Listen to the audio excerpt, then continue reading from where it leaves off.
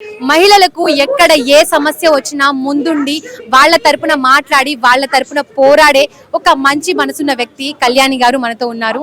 వారిని కలకత్తా ఇన్సిడెంట్ పై వారి స్పందన ఎలా ఉందో వారిని అడిగే తెలుసుకుందాం. Hello ma'am. మ్యామ్, కలకత్తాలో ఒక ట్రైనీ డాక్టర్ పైన దారుణంగా అమానుషంగా అత్యాచారం చేశారు. దీనిపై మీ స్పందన ఏంటి? జనరల్ గా ఇప్పుడు ఆడవాళ్లపైన అత్యాచారాలు ఎక్కడైనా ఉన్నాయి. 9 నెలల పాప నుంచి 75,000 ముసలమ్మ వరకు జరుగుతున్నాయి. వాళ్ళు కామంతో కళ్ళు మూసుకుపోయి ఆ సమయంలో వాళ్ళు ఏమి డ్రగ్స్ తీసుకుంటున్నారా లేకపోతే ఇంకేమి జరుగుతుందో తెలియదు. కాబట్టి వాళ్ళు ఆ సమయంలో మత్తులో వాళ్ళు ఏ విధమైన అంటే క్రూరమైన ప్రవృత్తి మృగాలా ప్రవర్తిస్తున్నారు. మానవ మృగాలు అయిపోతున్నారు. ఆ మానవ మృగాలు అయిపోయిన సమయంలో వాళ్ళు ఏం చేస్తున్నారు వాళ్ళకి తెలియట్లేదు. సో వాళ్ళు చేయాల్సింది ఏంటంటే అక్కడ ఎవరికైతే వైద్యం చేస్తున్న డాక్టర్ ఉన్నారో ఆమె ఎంత బాధపడిందో ఏమో నాకు తెలియదు. ఆవిడ ఒక విధి నిర్వహణలో ఉన్నారు. ఆ సమయంలో కొంతమంది వారిపై అత్యాచారం చేయడం చాలా అమానుషం. నేను తీవ్రంగా ఖండిస్తున్నాను. చాలా బాధతో చెప్తున్నాను. ఆమె శాంతి చేకూరాలి ఆమె ఆత్మకు. ఎందుకంటే ఆమె ఎంత నరకం అనిపించింది ఒక ఆడపిల్లగా నాకు అర్థమవుతుంది. అత్యంత దారుణంగా, అంటే కళ్ళ నుండి, నోటి నుంచి, ఇంటర్నల్ పార్ట్స్ నుంచి కూడా బ్లీడింగ్ అయింది. ఈ మేడం ఇదంతా ఒక్కటే చేశాడంటారా? ఇదంతా ఇంత దారుణానికి పాల్పడింది సంజయ్ రాయ్ ఒక్కడే, ఇంకా ఎవరైనా ఇన్వాల్వ్ అయ్యారు? ఇది గ్యాంగ్ రేప్ అయి ఉండొచ్చు. ఎందుకంటే ఒక్కడు అంత అత్యంత పాశవికంగా కళ్ళలోంచి ముక్కులోంచి వాటర్ వచ్చేంత, అదే బ్లడ్ వచ్చేంత అలాంటి పరిస్థితిలో ఆవిడ ఉన్నారు అంటే అది ఖచ్చితంగా గ్యాంగ్ రేప్ అయి ఉండొచ్చు.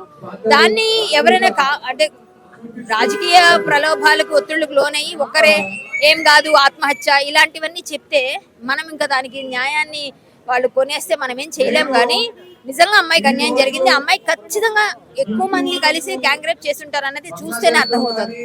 ఆ తల్లిదండ్రులకు న్యాయం జరగాలి. ఆ అమ్మాయి ఇంత ఒక డాక్టర్కే లేకపోతే మామూలు సామాన్య ప్రజలకు ఎలా ఉంటుంది? మామూలుగా ఒక విధి నిర్వహణలో ఉన్న ఒక అమ్మాయిని మనం కాపాడుకోలేకపోతే చిన్నపిల్లని ఇంకా మీరు ఏం చదివిస్తారు? ఏ విధంగా మీరు అమ్మాయిని నువ్వు డాక్టర్ అవ్వు, నువ్వు యాక్టర్ అవ్వు, లేకపోతే నువ్వు ఇంజనీర్ అవ్వు, నువ్వు కలెక్టర్ అవ్వు ఎలా చెప్తారు?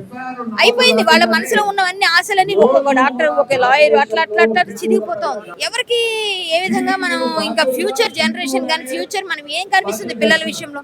ఈ రోజు తల్లిని ఎంత బాగా చదివించుంటారు వాళ్ళ అమ్మ నాన్న. ఆ అమ్మాయి ఈ రోజు అలా విగత జీవిగా పడి ఉంటే వాళ్ళ పరిస్థితి ఏంటి?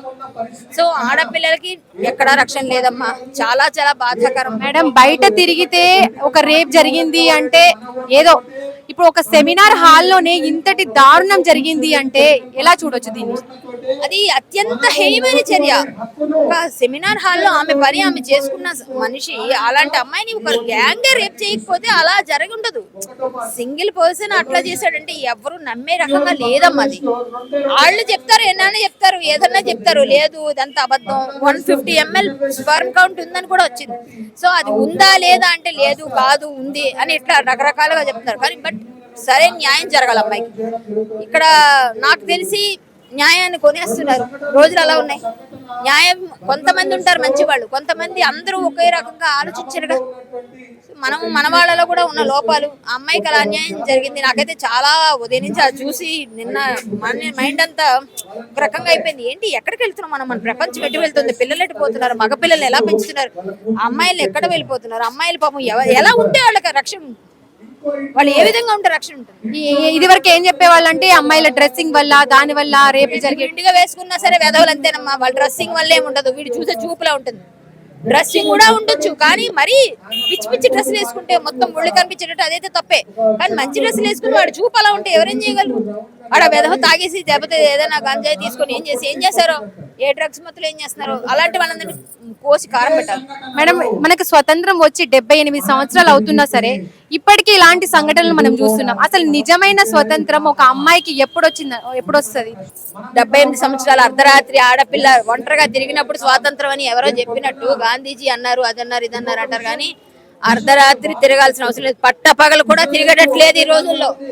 పట్టపగలు ఒక ఆడపిల్ల వెళ్ళి ఒక పని చేసుకొస్తే ఆ పట్టపగలే అమ్మాయిని సందులోకి తీసుకెళ్లిపోతున్నారు. అమ్మాయికి ఎక్కడ స్వాతంత్రం వచ్చింది?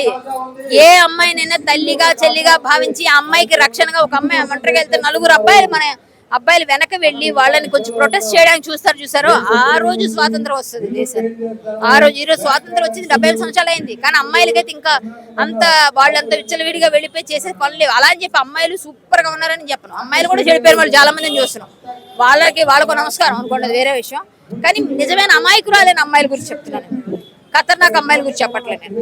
సంజయ్ రాయ్ నిందితుడు ఉన్నాడు కదా, సంజయ్ రాయ్ ఇంత తప్పు చేసిన తర్వాత కూడా, ఇంత దారుణానికి పాల్పడిన తర్వాత కూడా వాళ్ళ పేరెంట్స్ సంజయ్ రాయ్ కే సపోర్ట్ చేస్తున్నారు. అసలు తల్లిదండ్రులు అబ్బాయిల్ని ఎలా పెంచాలి, ఎలా పెంచితే వాళ్ళకు ఎలాంటి మోటివేషన్ ఇవ్వాలి తల్లిదండ్రులు? ఎవరైనా చేసుకుంటారు కదమ్మా. ఇప్పుడు కాకి పిల్ల కాకి ముద్దు కదా, కాకి పిల్ల కాకి ముద్దు. అలాంటప్పుడు వాళ్ళ తల్లిదండ్రి నా కొడుకు తప్పు చేశాడు వెళ్ళి ఊరేయండి అంటారు కదా.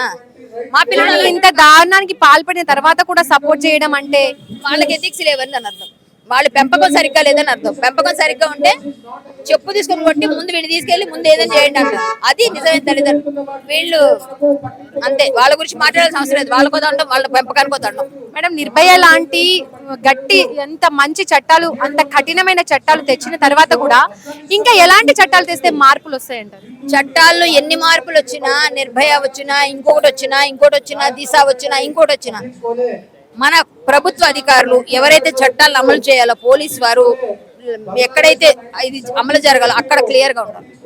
అక్కడ డబ్బులు కమ్ముడు పోతూ ఉన్నారు, క్లియర్ గా మేము వెళ్తున్నాం కేసులకి చూస్తున్నాం. అలా అంతవరకు ఎన్ని చట్టాలు వచ్చినా దానికి లొసుగులు ఉంటూనే ఉంటాయి. సో చట్టాల వల్ల అన్ని మారిపో, కొంతే 50% మారుతుంది, ఇదే నేను చెప్పగలను. కలకత్తాలో ఒక ట్రైనీ డాక్టర్ పై జరిగిన అత్యంత అమానుషమైన సంఘటన మీద మీ స్పందన ఏంటి? ఇవాళ జిఐఓ గర్ల్స్ ఇస్లామిక్ ఆర్గనైజేషన్ హైదరాబాద్ తరఫు నుంచి కలకత్తా డాక్టర్ విక్టిమ్ గురించి ఇవాళ సాలిడారిటీగా ఇవాళ ప్రొటెస్ట్ చేస్తున్నారు. దీంట్లో గర్ల్స్ ఇస్లామిక్ ఆర్గనైజేషన్ చెప్పి ఒక స్టూడెంట్ ఆర్గనైజేషన్ ఉంది. దీంట్లో మెడికోస్ ఉన్నారు, ఇంజనీర్స్ ఉన్నారు, డిఫరెంట్ ఎడ్యుకేషన్ ఫీల్డ్స్లో ఉన్నారు. వీళ్ళందరూ సాలిడారిటీ కోసం ఇక్కడ రావడం జరిగింది. అంటే ఇక్కడ మా డిమాండ్ ఏంటంటే they have to catch the culprits and give stringent punishment soon. అది ఇంకా పొడిగించడానికి వీల్లేదు, ఆమెకి జస్టిస్ కావాలి. అది మా డిమాండ్గా పెట్టుకుని, అది కాకుండా కూడా మేము చెప్పేది ఏంటంటే గవర్నమెంట్ ఇన్స్టిట్యూషన్లో ఒక మెడికల్ స్టూడెంట్కి సెక్యూరిటీ లేకపోతే ప్రశ్నించాల్సింది ఎవరిని?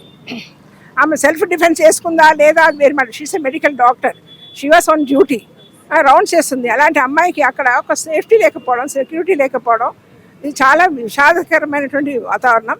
గవర్నమెంట్ ఇన్స్టిట్యూషన్లో ఇంటర్నల్ కంప్లైంట్ కమిటీ ఒకటి ఉంటుంది.